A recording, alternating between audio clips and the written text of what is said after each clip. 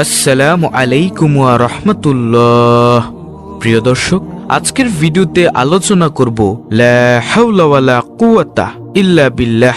কোন সময় কতবার পড়লে মনের আশা পূরণ হবে, বিপদ মুসিবত থেকে মুক্তি পাবেন, দুশ্চিন্তা পেরেশানি দূর হবে, গুনাহ খাতা মাফ হবে এবং জান্নাতের গুপ্তধন ভাণ্ডারের মালিক হওয়া যাবে। সেই সাথে জানাবো কখন কিভাবে লা হাওলা ওয়ালা কুওয়াতা ইল্লা বিল্লাহ পড়লে দোয়া কবুল হয়। দর্শক, যারা অভাবে আছেন, বিপদ মুসিবতে আছেন, দুশ্চিন্তা পেরেশানিতে আছেন, যাদের মনের আশা আকাঙ্ক্ষা জান্নাতের ধনভাণ্ডার লাভ করা, তাদের জন্য আজকের এই ভিডিওটি। সুতরাং আমি আশা করব যারা আমলকে ভালোবাসে, আমলের নিয়তে ভিডিওটি না টেনে সম্পূর্ণ দেখবেন এবং উপকারী মনে হলে অন্য মুসলিম ভাইদের কাছে শেয়ার করে দিবেন ভিডিওটি, যেন তারাও ভিডিওটি দেখে শিখতে পারে এবং আমল করতে পারে। দর্শক, লা হাওলা ওয়ালা কুওয়াতা ইল্লা বিল্লাহ এটি হচ্ছে একটি গুরুত্বপূর্ণ জিকির। লা হাওলা ওয়ালা কুওয়াতা ইল্লা বিল্লাহ এর ফজিলত সম্পর্কে আলোচনা করার আগে আমরা প্রথমে জেনে নিব জিকিরের ফজিলত ও পুরস্কার সম্পর্কে। মহান আল্লাহ তাআলা পবিত্র কুরআনে বলেন, হে মুমিনগণ, তোমরা আল্লাহকে অধিক পরিমাণে স্মরণ করো এবং সকাল সন্ধ্যায় তার পবিত্রতা ঘোষণা করো। সূরা আহজাব আয়াত 41। দর্শক, জিকির মানেই হচ্ছে আল্লাহ তাআলাকে স্মরণ করা। আল্লাহ তাআলা পবিত্র কুরআনের অন্য স্থানে বলেন, আর তুমি নিজে মনে আপন রবকে স্মরণ করো সকাল সন্ধ্যায় অনুনয় বিনয় ও ভীতি সহকারে এবং অনুচ্চ স্বরে, আর গাফেলদের অন্তর্ভুক্ত হইও না। সূরা আরাফ আয়াত 205। আল্লাহ তাআলা পবিত্র কুরআনের অন্য স্থানে বলেন, অতঃপর যখন তোমরা নামাজ পূর্ণ করবে তখন দাঁড়ানো, বসা ও শোয়া অবস্থায় আল্লাহর স্মরণ করবে। সূরা আন-নিসা আয়াত নং 103।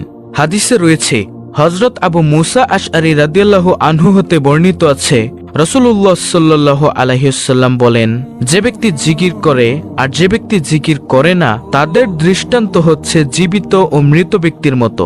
সহিহ বুখারী হাদিস নং 6407। দর্শক, জিকির এতই সহজ একটি ইবাদত যার জন্য কোনো নির্দিষ্ট দিন বা সময় নেই। আপনি ইচ্ছা করলে চলতে ফিরতে, উঠতে বসতে, কাজকর্মের ফাঁকে ফাঁকেও এই জিকির করতে পারেন। বিনিময়ে আল্লাহ তাআলা আপনাকে অসংখ্য পুরস্কার দান করবেন। আল্লাহ তাআলা আপনার উপর সন্তুষ্ট হয়ে যাবেন। আর আল্লাহ তাআলা যখন কোনো বান্দার প্রতি সন্তুষ্ট হয়ে যায়, তখন সেই বান্দার জন্য জান্নাত অবধারিত হয়ে যায়। প্রতিটি মুমিন মুসলমানের মনের আশা আকাঙ্ক্ষা পরকালে জান্নাতে প্রবেশ করা। যেই বান্দার প্রতি আল্লাহ তাআলা সন্তুষ্ট হয়ে যাবেন, সেই বান্দার মনের আশা পূরণ হবে তথা অবশ্যই সে জান্নাতে প্রবেশ করবে।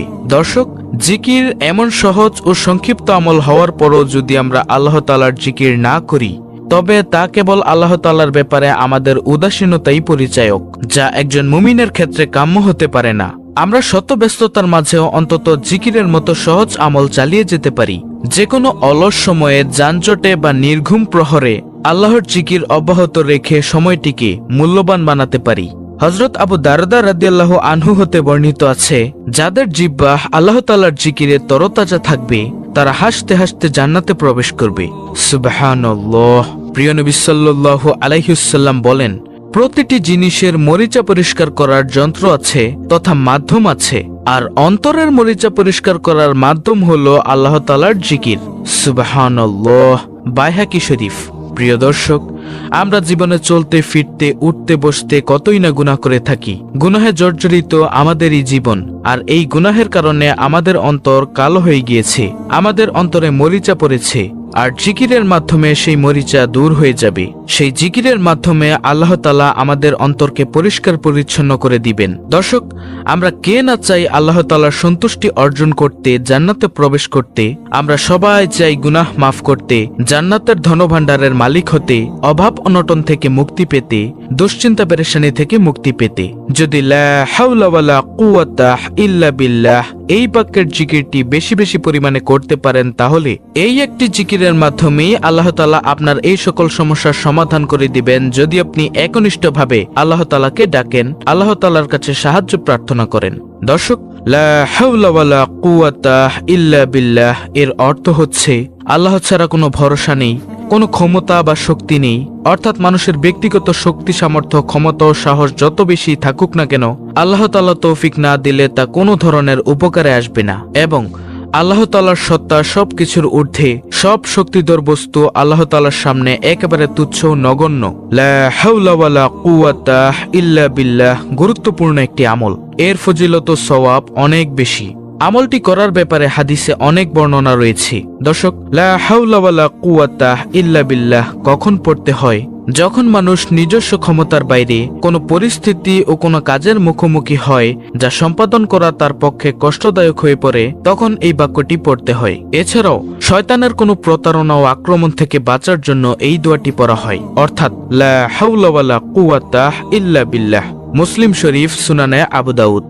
দর্শক, লা হাওলা ওয়ালা কুওয়াতা ইল্লা বিল্লাহ এর ফজিলত প্রসঙ্গে হাদিসে রয়েছে, হযরত আবু মুসা আশআরী রাদিয়াল্লাহু আনহু হতে বর্ণিত আছে, তিনি বলেন, আল্লাহর রাসূল সাল্লাল্লাহু আলাইহি ওয়াসাল্লাম একবার আমাকে বললেন, তোমাকে জান্নাতের অন্যতম গুপ্ত ধনভাণ্ডারের কথা কি বলে দিব? আমি বললাম, অবশ্যই বলে দিন রাসূলুল্লাহ সাল্লাল্লাহু আলাইহি ওয়াসাল্লাম। তিনি বললেন, তা হচ্ছে লা হাওলা ওয়ালা কুওয়াতা ইল্লা বিল্লাহ। বুখারী শরীফ, হাদিস নং 2992, মুসলিম শরীফ, হাদিস নং 2704। হাজিম ইবনে হারমালা রাদিয়াল্লাহু আনহু হতে বর্ণিত আছে, তিনি বলেন, আমি প্রিয় নবীর কাছ দিয়ে যাচ্ছিলাম, তখন তিনি আমাকে বললেন, হে হাজিম, তুমি অধিক পরিমাণে লা হাওলা ওয়ালা কুওয়াতা ইল্লা বিল্লাহ বাক্যটি পড়ো, কেননা তা হচ্ছে জান্নাতের গুপ্তধন। বুখারী শরীফ, মুসলিম শরীফ। অপর হাদিসে হযরত আনাস ইবনে মালিক রাদিয়াল্লাহু আনহু হতে বর্ণিত আছে, যে ব্যক্তি ঘর থেকে বের হওয়ার সময় এই দোয়াটি পড়বে, আল্লাহ তাআলা তার জন্য যথেষ্ট হয়ে যাবেন এবং শয়তানও তার থেকে দূর হয়ে যাবে। অর্থাৎ এই দোয়ার মাধ্যমে আল্লাহ তাআলা তাকে সকল প্রকার বিপদ মুসিবত থেকে হেফাজত করবেন।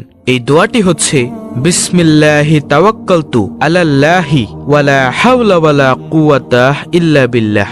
সুনানে আবু দাউদ, হাদিস নং 4431। প্রিয় নবী সাল্লাল্লাহু আলাইহি ওয়াসাল্লাম বলেছেন, যে ব্যক্তি আল্লাহ তাআলার কাছে নিজের গুনাহ থেকে ক্ষমা প্রার্থনা করবে অথবা যে কোনো দোয়া করবে, আল্লাহ তাআলা তার দোয়া কবুল করবেন। আব্দুল্লাহ ইবনে আমর রাদিয়াল্লাহু আনহু বর্ণনা করেন, রাসূলুল্লাহ সাল্লাল্লাহু আলাইহি ওয়াসাল্লাম বলেছেন, পৃথিবীর বুকে যে ব্যক্তি এই দোয়াটি পড়ে তার গুনাহগুলো ক্ষমা করে দেওয়া হয়, যদিও তা সমুদ্রের ফেনা পরিমাণও হয়। সুবহানাল্লাহ। দোয়াটি হচ্ছে, লা ইলাহা ইল্লাল্লাহু ওয়াল্লাহু আকবার ওয়ালা হাওলা ওয়ালা কুওয়াতা ইল্লা বিল্লাহ। তিরমিজি শরীফ, 3460। হযরত কায়েস ইবনে সাদ ইবনে ওবাইদাহ রাদিয়াল্লাহু আনহু হতে বর্ণিত আছে, তিনি বলেন, আমি নামাজরত থাকা অবস্থায় প্রিয়নবী আমার কাছ দিয়ে যাচ্ছিলেন, তখন তিনি নিজের পা দিয়ে আমাকে মৃদু আঘাত করে বললেন, আমি তোমাকে কি জান্নাতের দরজাগুলোর একটি দরজা সম্পর্কে জানাবো না?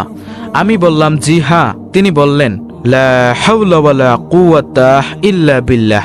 প্রিয় দর্শক, এই হাদিসগুলো শোনার পর আপনারা বুঝতেই পারছেন লা হাওলা ওয়ালা কুওয়াতা ইল্লা বিল্লাহ কত পাওয়ারফুল একটি আমল। আল্লাহ তাআলা আমাদের সকল মুসলিম উম্মাহকে এই আমলটি করার মাধ্যমে মনের সকল আশা আকাঙ্ক্ষা পূরণ করার তৌফিক দান করুন। আমিন।